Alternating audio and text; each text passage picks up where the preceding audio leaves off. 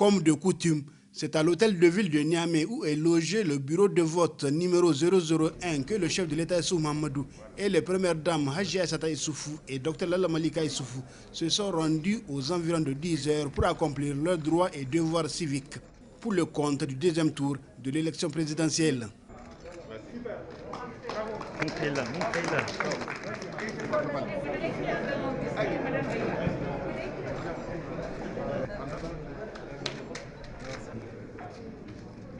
C'est un grand jour pour le président de la République qui est sur le point de réaliser la toute première alternance politique au Niger qu'il souhaite pacifique.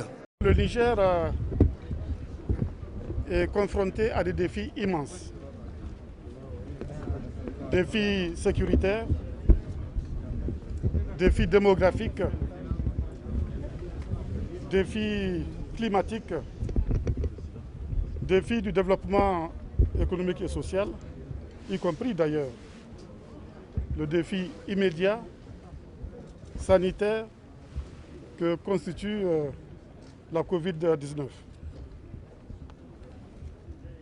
Je suis convaincu que pour faire face à ces défis, il nous faut des institutions démocratiques fortes et stables. Construire ces institutions a toujours fait partie de mes priorités. Et c'est à cela que je me suis employé depuis 10 ans, notamment à travers l'organisation d'élections libres et transparentes, comme le prouvent d'ailleurs les 3 scrutins précédents. Cette fois-ci encore, je pense que le deuxième tour de l'élection présidentielle sera un scrutin libre et transparent.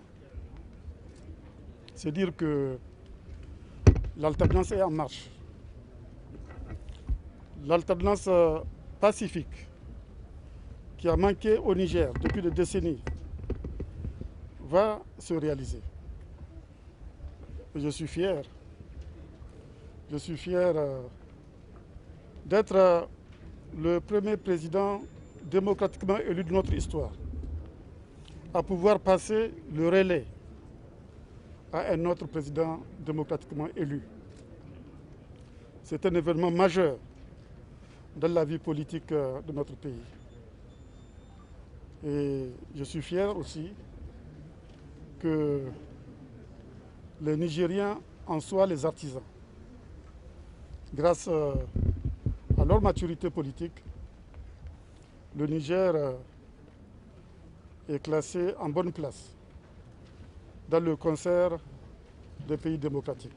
Bien sûr, je ne peux pas ne pas profiter de votre question pour féliciter la CENI pour l'excellent travail abattu jusqu'ici et pour l'encourager afin que ce deuxième tour se termine bien, afin que ce deuxième tour s'organise conformément aux normes démocratiques internationales. L'élection présidentielle deuxième tour de ce dimanche 21 février a suscité un grand engouement chez les observateurs et les médias venus massivement de divers horizons pour suivre et couvrir l'événement.